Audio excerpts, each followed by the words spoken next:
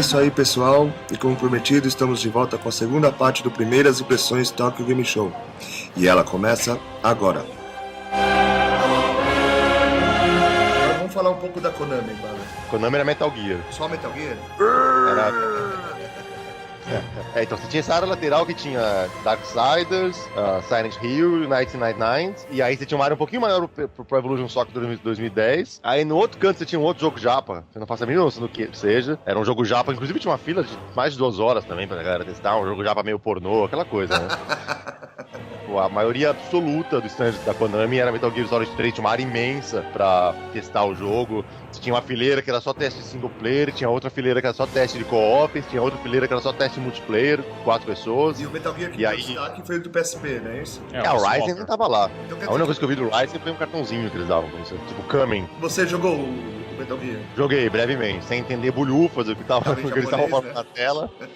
Mas eu joguei um pouco da versão multiplayer e um pouco da versão single. E é Metal Gear, né? Não tem nem o que falar. É parecido, porque deixa eu explicar, na versão do PSP antiga, né, a jogabilidade não é tão densa, sabe? É um negócio bem simples, né? Aí eu queria entender se na versão tá mais parecida com a versão do Metal Gear 4 mesmo, de jogabilidade. Então, o sistema de tiro, por exemplo, tá bem bacana. Você mexe o personagem com o analógico e você controla a mira com os botões, né, na direita.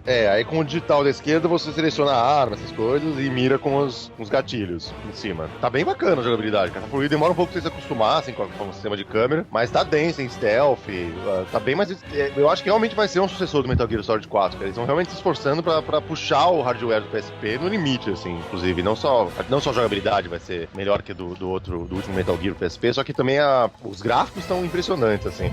Os caras jogavam numa LCD e ficava do caralho, assim. Pro multiplayer também, o multiplayer tá bem bacana, tem uma função que você consegue, tipo, você junta em squads, assim, você entra dentro da área do squad leader e o seu personagem vai seguindo o squad leader dentro da área dele, e aí o grupo inteiro vai andando junto, e aí faz stealth junto e tal, tudo junto, é bem bacana, assim, bem feito. E é co-op e multiplayer um contra o outro também, ou não? Tem o co-op, que você tinha equipe contra equipe, tem co-op, lá tinha pra testar o co-op 2 pessoas jogando a campanha, né? E tinha também um multiplayer que era 4 contra 4 pessoas. E tinha o single também. A gente jogou um tutorial, não deu pra entender nada, mas enfim. E um pedaço da campanha single player também, pra ter uma noção, assim. E tava bem Metal Gear, bem bacana, assim mesmo. Melhor do que o Subsistence, né, que foi o último. Você testou coisas exclusivas também pra jornalista lá, né, o Baga? A gente teve uma sessão fechada do Project Natal. Ah, mentira. Que foda. Eu não acredito, hein, meu. Eu também não, acho que é fake. Não, é verdade. E foi bem divertido, assim. É bem pagação de mico jogar. Não, assim, então a gente testou 2 jogos, o Ricochet e o Burnout. Que é o que tem pronto mesmo, né? Não, eles estavam mostrando outros 2. É que cada grupo que entrava, eles mostravam 2 jogos diferentes. Se era um grupo que já tinha testado, na E3 ou em outro evento, eles mostravam o Katamari e o Space Invader Extreme. Nossa, que eu vi uns vídeos do Katamari e ficou meio tosqueira pro Natal, hein, mano. O cara ficava rodando a mão, meio bizarro. Mas você fica fazendo um movimento que o boneco faz no jogo, né? Então é rodando a bola com a mão, assim. E dirigir sem nada Isso eu queria saber. Como é que ficou o dirigir sem controle, sem pedal? Você coloca a mão na frente da câmera e ele reconhece. Você pode abrir a mão, por exemplo, e fazer um movimento como se fosse de um caminhão, e aí ele também vai pegar, ele pega, ou diminui bastante, o tempo de resposta estava melhor que o do Ricochet, e pra um jogo com Burnout, você espera um tempo de resposta maior pra conseguir jogar, né, fazer as curvas e tal. E, cara, tava bacana. É óbvio que, assim, você ainda tinha um delay, né, de, sei lá, meio segundo a 1 segundo, mas você tendo um pouco de descrédito, digamos, você abrindo-se um pouco pra entender o tipo de tecnologia que você tá jogando e sabendo que não vai ser completamente preciso, tipo, 100% preciso, você consegue jogar tranquilamente, assim. É diferente, só que cansa, né? Porque quando você põe o pé direito pra frente, você tem que acelerar. E aí pra trás você aciona a marcha ré, né? Ou seja, aquela brecada também brusca. Então você fica fazendo isso toda hora pra dar cavalo de pau, essas coisas, pra frente, pra trás, pra frente, pra trás, pra frente, pra trás. Você se sente no programa da Xuxa. Você fica descendo polca, né? Mas isso porque você teve que jogar em pé, né? Se você jogar sentado, talvez você ache que não melhora. É que assim, nessa versão do Burnout, quem fez foram os próprios técnicos da Microsoft que fizeram esse porte. Não foi a Criterion Games. Então assim, se a Criterion Games, uma empresa, né, desenvolvedora de um jogo, pega o Natal pra brincar, de desenvolvimento, os caras vão colocar um monte de coisa que não tinha nessa versão, tipo mudança de marcha, sei lá, buzina, entendeu? Tem um monte de curva. Não tinha turbo, não tinha como acionar o turbo, por exemplo. Aí eles vão colocar outros gimmicks, assim, né? Artifícios que não tinha nessa versão. E possivelmente, inclusive, tornar mais preciso ainda, de alguma forma. Então, a gente participou também de uma sessão fechada do Alan Wake com o pessoal da Remedy. E é realmente o que todo mundo fala? Meu sonho. Inclusive, eu trouxe um pôster pra você, cara. Então, eles mostraram primeiro um segmento que eles já tinham mostrado, né? Que é aquele que você tá pela cidade meio perdido, pega os manuscritos, começa a ver aquela história tal, que você escreveu, mas você não lembra tal. E aí você tem que usar, tem aquela mecânica de luz, né? Que você precisa usar a luz pra queimar os inimigos, pra poder atirar neles. E essa parte tá bem bacana também. A inteligência artificial do jogo é legal, você tem umas áreas que você cria um safe haven, né? Tipo, um santuário de luz, assim. Um pique. E aí os monstros fogem. É, tipo um Pix. Você cria o Pix, aí os monstros pegam e fogem dessa área, sabe? Tipo, aí se escondem. Sempre que você liga um flare, alguma coisa, eles... Tá bacana, assim. É. Aí eles mostraram uma parte nova, que é uma parte que a polícia local começa a caçar o Alan Wake. Nossa, que legal. Não é legal, caralho. É legal. Não, porque aí muda. O barato dessa parte é que inverte completamente.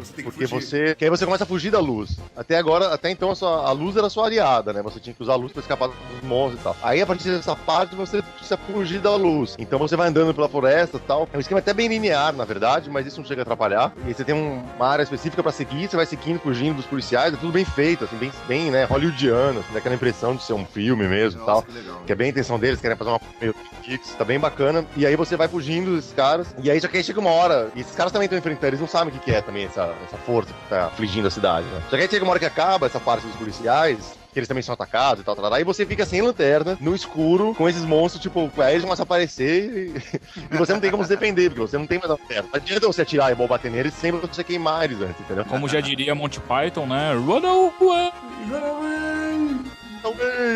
E aí a gente conversou sobre vários outros detalhes do jogo, que dá pra conferir a matéria na Turbo em breve, que a gente vai postar. Mas assim, pra adiantar, eu perguntei pra eles se ia ter algum tipo de mecânica de jogabilidade psicológica, né? Igual tinha no Max Payne, como aquele trecho, por exemplo, você tá andando por uma trilha de sangue, com um bebê chorando e tal. Eles disseram que eles têm muitas novidades nesse sentido, e que até acharam interessante perguntar isso, porque muita gente não gostou dessas coisas no Max Payne, né? Que é do caralho. Mas eles, como essa que é o principal, né?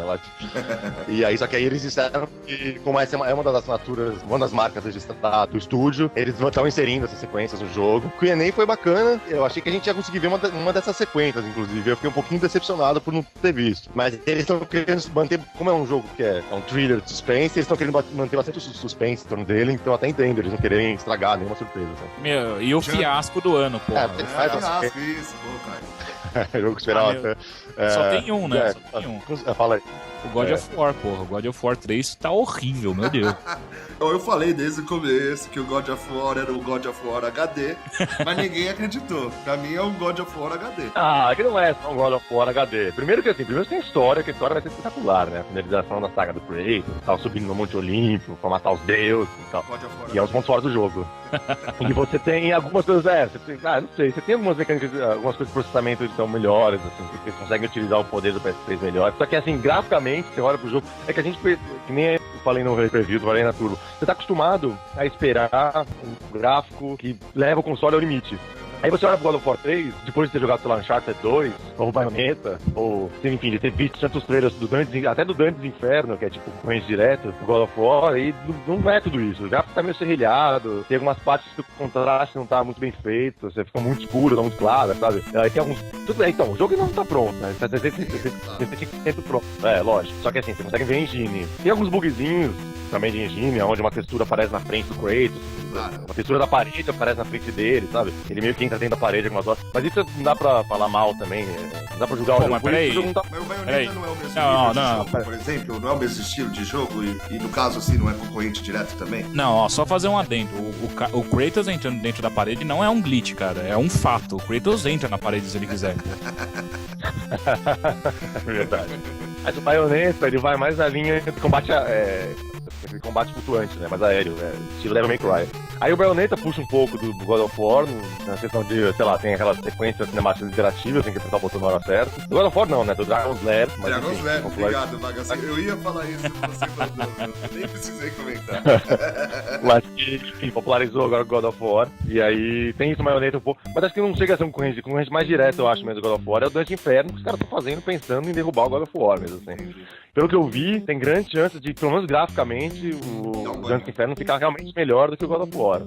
Não, isso não quer dizer que tá ruim o God of War, mas é porque a gente tá acostumado a ter... Os últimos 2 jogos de console foram no final da geração do PlayStation 2, então eles puxavam o hardware no limite, né? Aí agora tá no meio de geração e tem muitos jogos. Hoje, porque eu jogo aqui, o meu PlayStation 3 tem a versão, né, que é a versão antiga, né, que roda os jogos do PlayStation 2. E ele faz o upscaling na tela, né? Cara, o jogo é bonito até hoje, sabe? Tipo, como o Shadow of the Colossus é, entendeu?